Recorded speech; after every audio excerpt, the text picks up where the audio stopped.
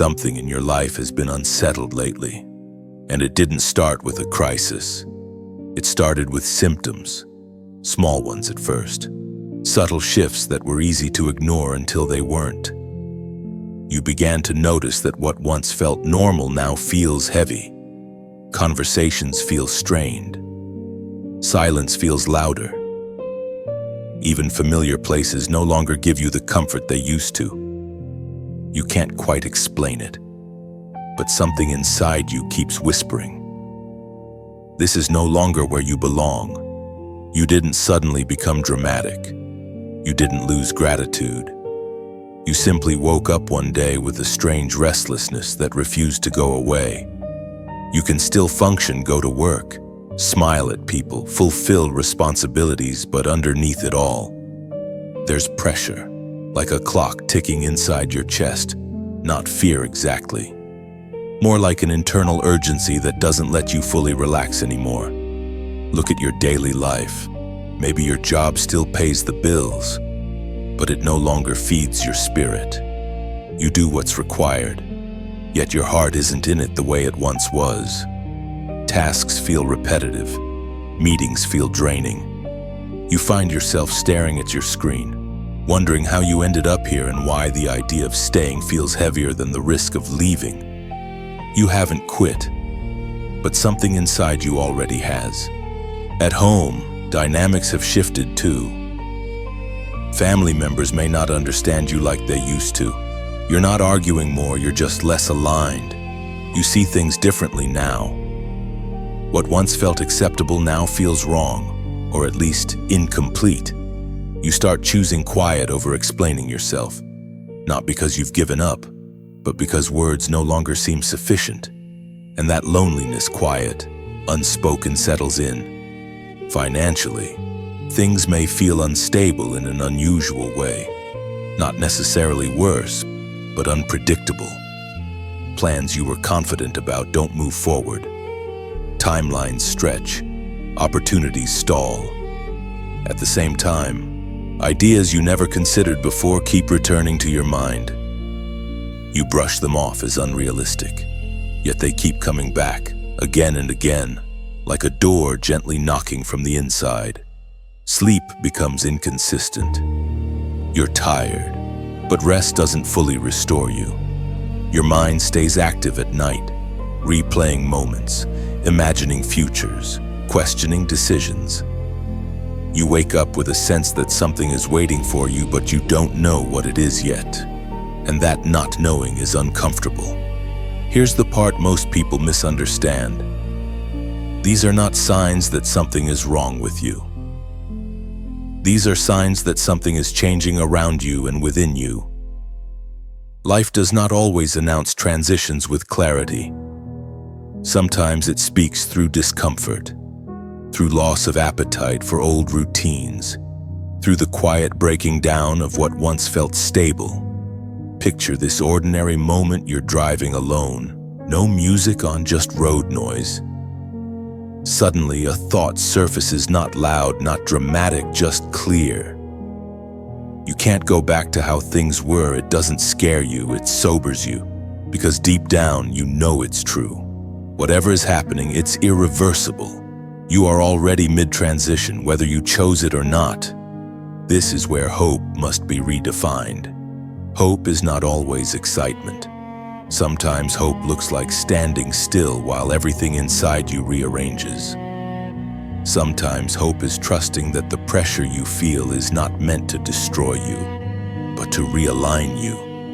Like metal in fire, heated not to be consumed, but to be reshaped. We are reminded through the writings of David in the Psalms, chapter 66, verse 10. For you, O God, tested us, you refined us as silver is refined. Refining is not gentle. It involves heat. It involves separation. It involves time.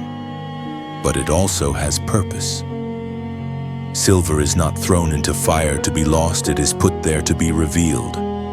What burns away was never meant to remain. Let me ask you something directly, and don't rush past it if this discomfort is not a punishment, but a preparation. What would change in how you respond to it? You don't need all the answers right now. You don't need to force a decision today, but you do need awareness. You do need honesty. You do need the courage to admit that something old is ending even if you don't yet see what's beginning. There is hope here, and it is concrete. Hope looks like clarity slowly forming. Hope looks like courage returning in small doses.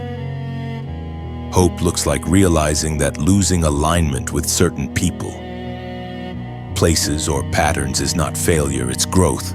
You are not behind, you are not broken, you are being refined. If these words describe what you've been living, if the symptoms feel familiar, pause with that recognition. Like the video, share it with someone who feels restless but can't explain why. And subscribe so you don't miss what follows. And at the end of this section, comment the number 444 as a quiet acknowledgement that you recognize this season of refinement. Even before the outcome is clear, this pressure has meaning. Abraham's story does not begin with fulfillment.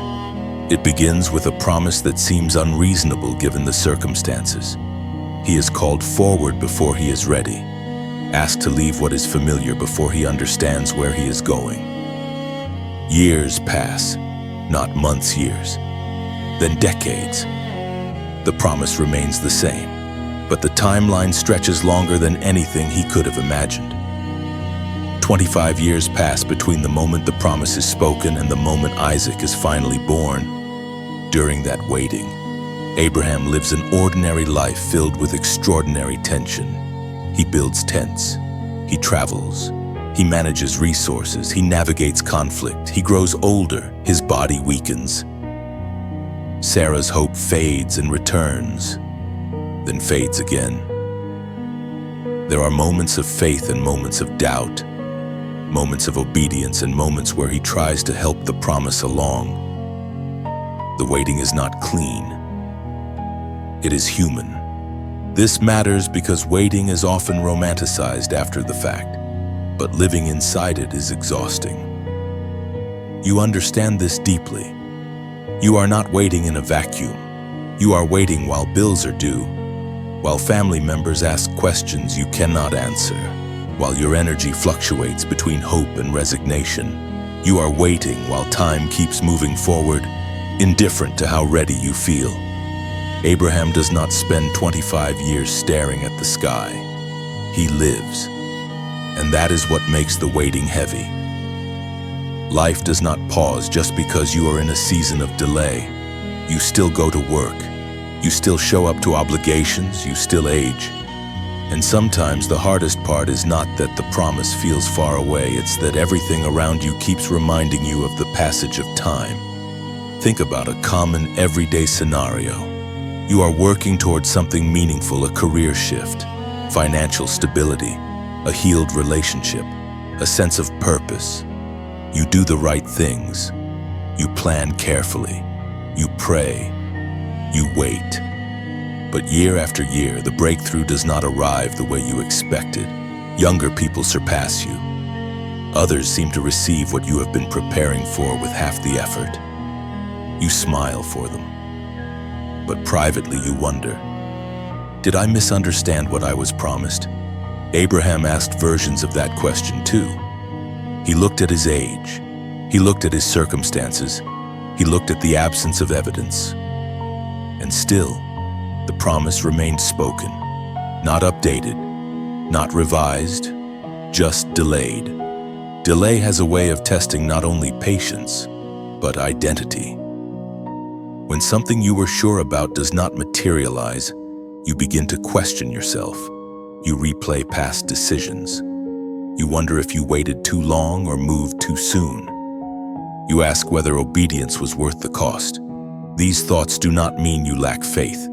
They mean you are human inside a long stretch of uncertainty. There is a subtle danger in prolonged waiting, bitterness disguised as maturity. You learn how to function without expecting much. You become responsible, realistic, even wise, but quietly. You stop hoping. You tell yourself you have accepted reality. when in truth you have lowered your expectation to protect yourself from disappointment. Abraham faced this temptation too. Time had given him reasons to stop expecting. Yet the story does not end in disappointment. It ends in fulfillment that arrives at the most unlikely moment. When strength is gone, when certainty is gone, when human logic has fully run out. Isaac is born not because the conditions were finally right, but because the promise was never dependent on conditions to begin with. We find this recorded in the book of Genesis, chapter 21, and verse 1. The Lord visited Sarah as he had said, and the Lord did to Sarah as he had promised. Notice the language, as he had said, as he had promised. Time did not weaken the word. Silence did not cancel it. Delay did not dilute it. The fulfillment looks sudden, but it is not rushed. It arrives precisely when the waiting has done its work. Here is where this intersects with your daily life. Waiting is not empty time. It is formative time. It reveals what you cling to when results are slow. It exposes whether your trust is rooted in outcomes or in character. It shows you what parts of your identity were built on timelines instead of truth. Imagine another ordinary moment. You are sitting at your kitchen table, reviewing your finances. You realize you have been almost there for years. Almost stable, almost free, almost able to breathe. The numbers never fully collapse, but they never fully align either. It wears on you. And yet, without realizing it, you have developed resilience, discipline, and discernment you did not have before. These qualities are not wasted. They are preparation. Hope, in this context, is not naive optimism. It is anchored endurance. Hope is choosing not to rewrite the promise just because the calendar makes you uncomfortable. Hope is allowing yourself to stay open, even when closing off would feel safer. Let me ask you a direct question, and take it seriously if the delay is shaping you for what is coming, not disqualifying you from it. How would that change the way you carry this season? Abraham's waiting did not make him irrelevant. It made him ready. When the promise arrived, he had the capacity to steward it. That is the part rarely discussed. Fulfillment requires maturity, a breakthrough requires structure, and sometimes what feels like absence is actually preparation happening below the surface. This section is not telling you to rush your waiting or glorify it. It is inviting you to understand it. You are not late. You are not forgotten. And you are not foolish for still hoping, even quietly. Time does not intimidate a promise that was spoken with intention. The waiting has a purpose, and when it ends, it will not be because you finally figured everything out, but because the moment has finally aligned. There comes a point in every life where growth no longer depends on how much you can endure, but on how well you can stop. Not stop out of fear, not stop out of laziness, but stop out of discernment. This section is about learning to recognize the boundaries God places not as restrictions meant to frustrate you, but as protections meant to preserve you. Most people don't fall because they wanted to rebel. They fall because they ignored early signals. They kept going when they should have paused. They crossed lines not in one dramatic step, but in a series of small justifications. You don't wake up one morning far from your values. You drift there slowly, telling yourself each step is harmless. In daily life, this shows up everywhere. At work. It looks like staying in conversations you know are unhealthy because you don't want to seem difficult. It looks like accepting workloads that erode your peace because you're afraid of disappointing others. You tell yourself, just this once. But just this once quietly becomes a pattern. In finances, it looks like spending past your limits because you're tired and want comfort now instead of stability later. You know the boundary. You felt it the moment before you crossed it. that slight tightening in your chest, that inner hesitation. But you overrode it because stopping felt inconvenient. In relationships, it looks like continuing emotional closeness where clarity is missing. You ignore red flags because you don't want to lose connection. You stay longer than you should, hoping things will change on their own. But deep down, you knew where the line was and you stepped past it anyway.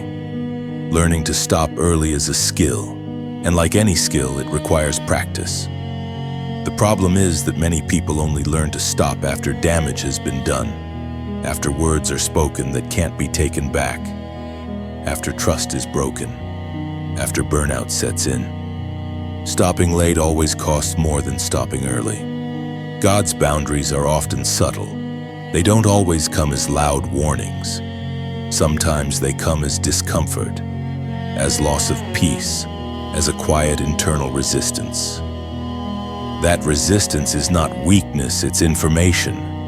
Ignoring it does not make you strong. It makes you exposed. Here is a practical instruction you can apply immediately. Pay attention to the first no, not the last one. The first no is gentle. It's easy to dismiss. The last no is usually loud, painful, and public. Wisdom listens early. Consider an everyday scenario. You are about to send a message, an email, a text, a reply fueled by frustration. Your fingers hover over the screen. Something inside you says, wait. That pause is a boundary. Stopping there costs nothing. Sending it may cost trust, reputation, or peace. Learning to stop early is choosing long-term strength over short-term release. Another example, you feel pressure to agree to something that stretches you too thin. You already know your schedule can't hold it. Your body knows it. Your mind knows it. But you say yes anyway, then resent the wait later. Boundaries are not built when you're overwhelmed, they are built when you're honest. Stopping early also applies internally. You don't have to follow every thought. You don't have to entertain every fear. When your mind starts spiraling, replaying past mistakes, imagining worst-case futures, that is another boundary moment. You can notice the thought without entering it. You can stop before it becomes a habit. This kind of discipline is not dramatic. It doesn't draw attention, but it changes trajectories. A life protected by boundaries may look quieter from the outside, but it is far stronger on the inside. According to what is revealed in the book of Proverbs, chapter 4, verse 23, above all else, guard your heart, for everything you do flows from it. Guarding does not mean isolating. It means filtering. It means deciding what has access to you and what does not. Not everything deserves your time. Not everything deserves your energy. Not everyone deserves your emotional openness. Here is the hopeful part. Learning to stop early does not shrink your life, it expands it. When you stop crossing the wrong lines, you gain clarity for the right ones. When you stop pouring into what drains you, you have capacity for what grows you. Peace returns not because life is perfect, but because your inner world is protected. Imagine a future version of you who no longer lives in constant recovery mode. You're not always fixing, apologizing, explaining, or catching up. You move with intention. You feel stable. You trust yourself because you listen to yourself. That future is not built through one big decision, it's built through many small stops made at the right time. Let me ask you a direct question. What boundary have you already sensed, but delayed honoring? You don't need to confront everything at once. Start with one early stop, one pause, one honest no. That single act may feel small, but it signals a shift. It tells your life that you are paying attention now. At the end of this section, I want you to comment a short phrase, no more than 4 words. I stop early. This is not a performance. It's a reminder, a quiet commitment to listen sooner, not later, to honor the signal before the damage, to choose wisdom over regret. Stopping early is not about fear. It's about stewardship. And when you learn this skill, you protect not only your peace but your future. There is a moment that comes quietly, almost politely, when life stops pushing and starts waiting. Not because nothing is happening, but because something important has reached a threshold. You can feel it in the way decisions now carry more weight than before. What once felt optional now feels consequential. What once felt flexible now feels precise. This is the moment where mercy does not disappear, but it pauses. Not to threaten you, not to abandon you, but to let you choose without pressure. In everyday life, this moment often looks deceptively ordinary. You're offered an opportunity that looks good on the surface, but something in you hesitates. You're invited into a conversation, a deal, a relationship, a habit, and for the first time, the inner signal is unmistakable. It's no longer a vague discomfort, it's clarity, and clarity demands a response. At work, this might be the point where you realize you cannot keep compromising your integrity for convenience. You see how small shortcuts have become expected. You notice how silence has slowly turned into agreement. No one forces you to stay, but staying now means becoming someone you don't recognize anymore. In finances, it can show up as a pattern you've outgrown. Spending that used to feel harmless now feels misaligned. Debt that once seemed manageable now feels suffocating, not because the numbers suddenly changed, but because you did. Your tolerance shifted, your awareness sharpened. In family or close relationships, this moment is often painful. You love people deeply, but you can no longer pretend certain dynamics are healthy. You see where enabling replaced honesty, where peacekeeping replaced truth, and you feel the cost of continuing the same way, not dramatically, but steadily, like erosion. This is where many people freeze, not because they don't know what's right, but because doing what's right now requires movement. And movement always risks loss. Here is the tension: mercy gives space, but it does not remove responsibility.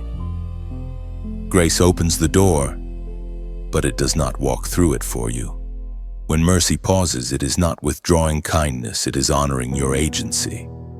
There is a sobering beauty in this. God does not coerce alignment. He invites it.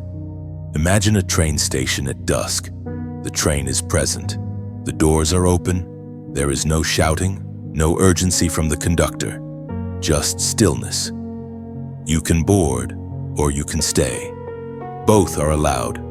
But once the doors close, the moment passes not as punishment, but as consequence. Many people miss this because they expect God to shout.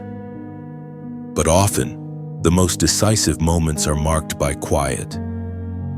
The noise falls away. The excuses thin out. You are left alone with what you know. The Apostle Paul wrote in the letter to the Hebrews, chapter 3, verse 15. Today, if you hear his voice, do not harden your hearts. Notice the word today, not tomorrow, not when it's safer, not when you feel more prepared. Today, because clarity does not linger forever. Not because God withdraws, but because hearts can grow numb when postponed too long. This is not meant to frighten you. It is meant to dignify the seriousness of the moment you're in. Some seasons are about healing, others are about waiting, but this one is about choosing. Hope is still present here. Real hope, tangible hope, because choosing alignment does not end your joy, it restores it. It doesn't shrink your life, it simplifies it. When you stop dividing yourself between what you know and what you do, peace returns in a way rest alone cannot provide. Picture a life where decisions no longer echo with regret, where your yes feels clean, where your no feels calm, where your sleep is undisturbed by unsaid truths. That life is not reserved for perfect people. It is built by people who chose alignment when mercy paused. Let me ask you plainly if you already know what the right next step is. What are you waiting for it to cost you before you take it? Sometimes the bravest faith is not dramatic obedience, it is quiet alignment. Choosing differently without announcement.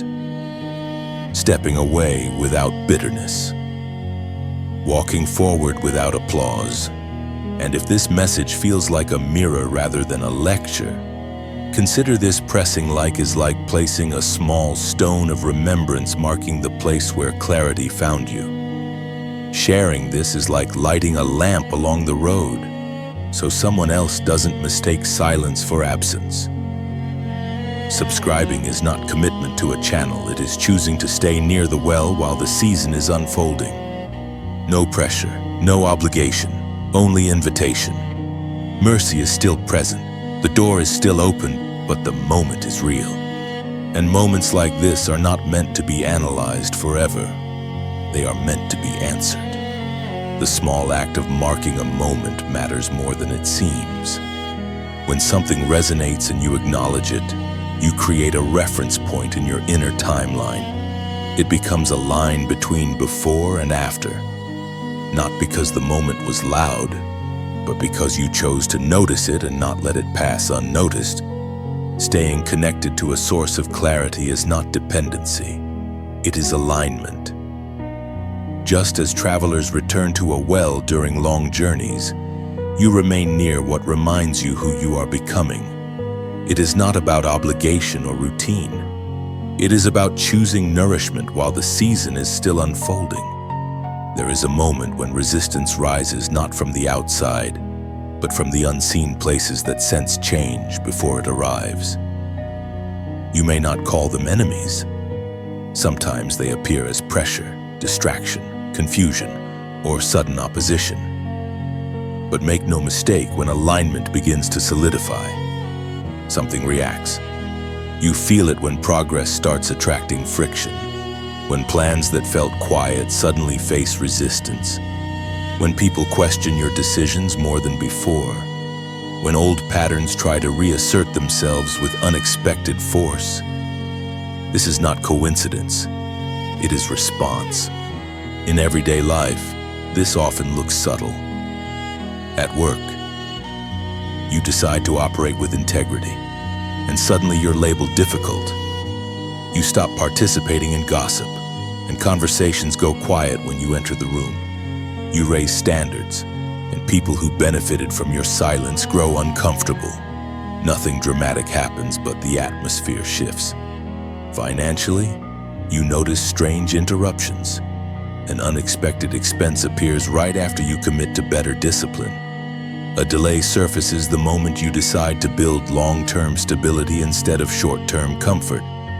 It feels almost timed, as if something is testing whether your resolve is real. In relationships, resistance can feel personal. People who were comfortable with the old version of you may push back, not because you've done something wrong, but because change disrupts familiar roles. When you stop overgiving, someone accuses you of being distant. When you stop explaining yourself, someone calls you cold. This tension is painful, but it is also revealing. Here is what matters.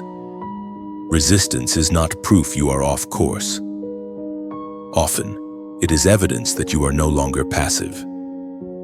Movement attracts attention. Alignment creates contrast. Light does not argue with darkness, it exposes it. This is where many people retreat, not because they lack strength, but because they misinterpret the moment. They assume opposition means they should slow down or go back. But some resistance exists precisely because you are moving forward. Consider a simple situation. You decide to wake up earlier to reclaim your mornings. For a few days it works, then suddenly fatigue intensifies, distractions multiply. Old habits feel louder than ever. This is not failure, it is adjustment. Systems resist change before they reset. The same is true internally. Old fears don't disappear quietly, though. They resurface, often louder than before. Doubts that seemed resolved come back with new arguments. You may even hear thoughts like, "Who do you think you are?" or "This won't last." These voices are familiar because they once kept you safe, but they are no longer accurate. Hope here is not denial. Hope is discernment. Hope is knowing that not every battle is meant to stop you. Some are meant to show you what still needs strengthening. We are reminded in the letter of James on chapter 4, verse 7. Submit yourselves therefore to God, resist the devil, and he will flee from you. Notice the order. Submission first, resistance second. You do not fight everything, you align first, then stand. Resistance without alignment exhausts you. Alignment gives resistance meaning and limit. Here is a grounded truth: not all opposition needs confrontation. Some things lose power when you stop reacting, when you remain steady, when you don't over-explain, when you don't defend every boundary. Resistance weakens. It feeds on instability. Starve it with consistency. Imagine your life 6 months from now if you don't retreat. Not perfect, not effortless, but stable, clearer, less chaotic. You're not constantly recovering from emotional fallout. You're not explaining every decision. You're not pulled in 10 directions. That future is built by how you respond to resistance now. Let me ask you directly: when pressure increases, do you assume you're wrong, or do you pause to ask what's being challenged? This section is about awareness, about recognizing that opposition is not random. It often shows up right before momentum shifts, right before clarity deepens, right before old systems lose access. There is power in naming the moment, in saying, "I see what this is." You don't have to dramatize it. You don't have to fight loudly. You simply stay aligned longer than the resistance can last. At this point, I want you to mark this moment intentionally. At the end of this section, comment the number 888. This number represents sustained strength continuity, not impulse. It's a quiet declaration that you recognize resistance not as a stop sign, but as confirmation that alignment is taking root. Do not rush. Do not retreat. Stand long enough for the pressure to reveal its limit. Resistance does not get the final word. Alignment does. The number represents continuity rather than speed. It points to strength that does not burn out quickly, but sustains itself over time. This kind of strength is built quietly, through consistency, not through moments of intensity. It reflects endurance that remains steady even when pressure tries to interrupt progress. It also symbolizes alignment that repeats correctly. Not perfection, but direction. When your choices begin to stack in the same direction, momentum forms. The number marks a shift from scattered effort to focused movement, where energy is no longer wasted correcting avoidable mistakes. Another meaning is restoration of balance. What was once unstable begins to settle. You respond instead of react. You choose instead of drift. This balance does not remove challenges, but it prevents them from controlling you. Stability becomes internal before it ever shows externally. The number further reflects authority through maturity. Not loud power, but grounded presence. Influence that doesn't need to announce itself. Over time, others sense this steadiness and respond differently, not because you demand respect, but because consistency earns it naturally. Finally, it points to completion through perseverance, not the end of effort, but the end of unnecessary struggle. You no longer fight what you've already outgrown. You move forward without dragging old resistance behind you. This is how sustained alignment becomes lasting progress. There is a quiet misunderstanding about obedience that causes many people to resist it. They imagine obedience as loss of freedom. loss of individuality, loss of control. But real obedience does not take something from you. It reveals what was already meant to be yours. It does not reduce your life, it orders it. And order, when aligned, becomes authority. Obedience is rarely dramatic at first. It does not announce itself with fireworks. More often, it appears as a simple, uncomfortable choice that feels smaller than it actually is. A decision to speak truth instead of staying silent. A decision to walk away instead of staying entangled. A decision to wait instead of forcing momentum. These moments do not look like crowns, but they are what make you able to carry one. In daily life, obedience shows up where no one is watching. At work, it might mean refusing to cut ethical corners even when doing so would benefit you immediately. You know how easy it would be. You know no one would notice. Yet something in you refuses. That refusal is not weakness, it is alignment. Over time, that alignment builds trust, clarity, and a reputation you don't have to defend. Financially, obedience often looks like restraint. You choose sustainability over image. You delay gratification even when pressure pushes you to prove something. You follow principles instead of impulses. This kind of obedience feels slow, but it quietly creates stability. It builds a foundation that doesn't collapse when conditions change. In relationships, obedience can be especially costly. It may mean loving without enabling, setting boundaries instead of maintaining false peace, choosing honesty even when it risks distance. These decisions are painful in the moment, but they protect something deeper, your integrity. And integrity is the material from which authority is formed. Here is the pattern many miss: authority follows obedience, not talent.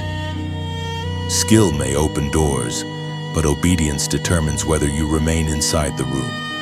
Gifts can elevate you quickly, but only alignment sustains elevation without corruption. Think of a common situation. You feel drawn towards something new, a responsibility, a leadership role, a calling. At the same time, you are asked to handle something small faithfully, a routine task, a difficult conversation, a private discipline. It feels unrelated. You wonder why this minor act matters when you're capable of more. But this is how obedience trains capacity. Crowns are not placed on untested heads. Obedience also clarifies identity. When you consistently choose what aligns with truth, confusion fades. You stop second-guessing yourself as much. Decisions become simpler, not because life is easier, but because your internal compass is stable. You know who you are becoming, so you recognize what does not belong. There is a subtle confidence that grows here. Not arrogance, not pride, a grounded assurance. You don't need constant validation because your actions align with your values. You don't need to explain yourself to everyone because your life speaks coherently. This coherence is rare and powerful. We see this principle echoed clearly in the book of Luke, chapter 16, verse 10. Whoever is faithful with very little will also be faithful with much. Faithfulness with little is not about size, it's about consistency. It's about choosing alignment repeatedly, even when the reward is not visible yet. Over time, this consistency reshapes you. You become someone who can be trusted with influence, with resources, with responsibility. Hope becomes very concrete here. Obedience does not trap you in limitation. It prepares you for expansion. It clears internal clutter. It strengthens discernment. It builds a life that can support what is coming without collapsing under it. Imagine a future where you are no longer fighting yourself, where your decisions reinforce your peace instead of draining it, where you feel steady even in uncertainty because you trust your alignment. That future is not theoretical. It is constructed daily, choice by choice, Let me ask you directly, what is the simple act of obedience you have been postponing because it feels too small to matter? That small thing may be the very training ground for what you are asking for. Obedience is not about earning favor, it is about becoming capable. And capability is what allows authority to rest on you without destroying you. The crown is not sudden, it is cumulative, and obedience is how you learn to carry its weight. Obedience also reshapes your sense of time. You stop rushing outcomes and start honoring process. You become less reactive, more intentional. What once felt slow now feels steady. This shift protects you from burnout and impulsive decisions that could undo years of unseen preparation. Another change happens quietly. Your tolerance for chaos decreases, not because you judge others, but because disorder no longer feels normal to you. You notice when something is misaligned faster than before. This sensitivity is not fragility. It is refinement, the byproduct of sustained alignment.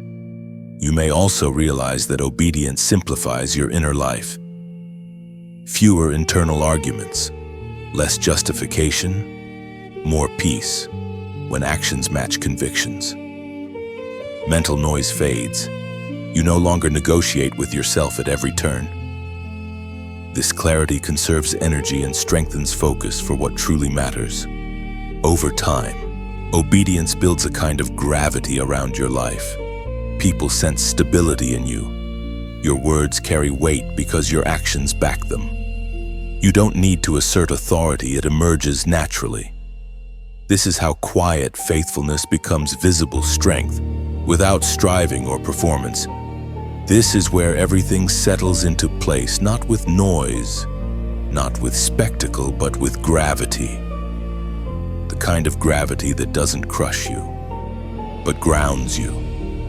You are no longer standing at the edge asking if something is happening. You are standing inside the evidence that something already has. By now, you've noticed the shift, not every day emotionally, but deeply, structurally. You respond differently. You pause longer before speaking. You choose more carefully. You are no longer desperate to be understood by everyone, and that alone has freed enormous space inside you. You didn't become colder. You became clearer. At work, this clarity changes how you move. You don't chase validation. You don't overperform to be seen. You do what is right even when it isn't immediately rewarded, and slowly, something changes. People begin to trust your presence, not because you demand authority, but because your consistency gives them something solid to lean on. In your finances, fear no longer drives your decisions. You still plan, you still care, but you don't panic. You've learned the difference between urgency and importance. You delay what once controlled you. You invest where it actually matters. This discipline doesn't make you smaller, it gives you margin. And margin is where peace lives. In relationships, you no longer negotiate your values to keep proximity. You love without self-erasure. You listen without abandoning truth. Some connections fall away, quietly. Others deepen. You stop calling every loss a failure. You recognize that alignment always refines your circle before it expands it. This is what it means to be sealed, not branded, not elevated for display, but anchored. You know who you are becoming even if you can't fully articulate it yet. You don't need daily reassurance. You don't need signs stacked on top of signs. There is a quiet knowing inside you now, and it steadies you. Commissioning rarely looks like a ceremony. More often, it looks like responsibility increasing without announcement. You realize your words carry more weight than before. Your silence does too. You understand that people are not just hearing you, they are watching how you live between moments of pressure. This awareness does not burden you, it clarifies you. You understand that obedience was never about restriction, it was about preparation. The discipline you practiced in private trained you to handle influence without losing yourself. You are not perfect, but you are aligned, and alignment changes everything. As Jesus himself declared in the Gospel of Matthew, chapter 5, verse 14, "You are the light of the world.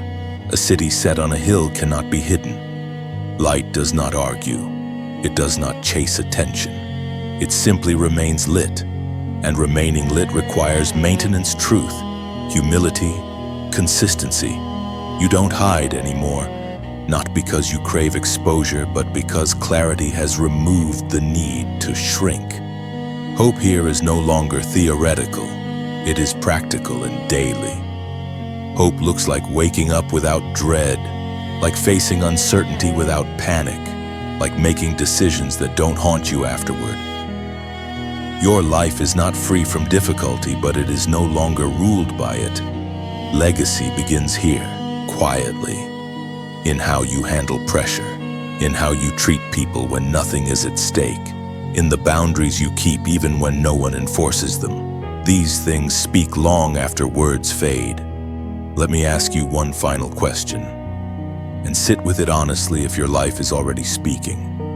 What message is it leaving behind when you exit the room? You don't need to answer that publicly. You need to live like the answer matters. And if walking through this message felt less like consuming content and more like crossing a threshold, you may choose to mark this moment in a way that feels right to you. Leaving a like is like placing a seal on a letter you recognize as meant for you, not for display, but for acknowledgement. Sharing this message is like opening a gate quietly, allowing another traveler to pass through when their time comes. Writing a comment is not noise, it is carving a small mark in stone, saying I was here when clarity reached me. Subscribing is not attachment to a channel. It is choosing to remain near a steady fire, trusting it will still be burning when the night grows longer. None of these are obligations, they are gestures, and sincere gestures carry weight. You are not at the beginning anymore. You are not lost in the middle. You are standing at a threshold where what you carry finally matches where you are going. Walk forward without rushing. Speak when clarity calls. Remain steady when applause fades. You were never meant to disappear. You were meant to endure with light. What comes next will not arrive with urgency. It will unfold with precision. You will recognize it not by noise, but by alignment. Doors will open without force. Conversations will feel timely. You will sense when to move and when to remain still. Guided less by impulse and more by inner clarity. Carry this steadiness with you, not as a burden, but as a compass. There will be days of doubt and moments of silence, but you will no longer mistake silence for absence. You have learned how to remain lit without burning out, and that knowledge will sustain you beyond this chapter. And now, there is nothing left to push. No instruction to rush, no demand to respond. What has been said has already done its work, quietly settling where it was meant to land. If this message has been useful to you, not because it impressed you, but because it clarified something you were already sensing, you may choose to pass it on, not as a declaration, not as proof, simply as one human offering another a light they once needed themselves. Sometimes sharing is not about agreement, it is about recognition. And if it is not something you feel led to share, that is equally valid. You are free to keep what touched you. You are allowed to carry one sentence, one image, one moment of stillness forward without explanation. Some things are meant to be held privately, where they can grow without interference. There is no scorecard here, no expectation. No requirement to feel anything dramatic. Meaning does not always announce itself with emotion. Often, it reveals itself later in how you pause before reacting, in how you choose differently without announcing why, in how you trust yourself a little more than you did before. This ending is intentionally unfinished because your life is still in motion. What matters now is not what you do publicly, but what you integrate quietly. Truth that stays with you will reshape you without needing applause. So take what resonates, leave what doesn't. Let what lingers do its work in time. And when you move forward, whether today or much later, do so without pressure to prove anything. You don't owe the world a performance. You owe yourself alignment. That is enough for now.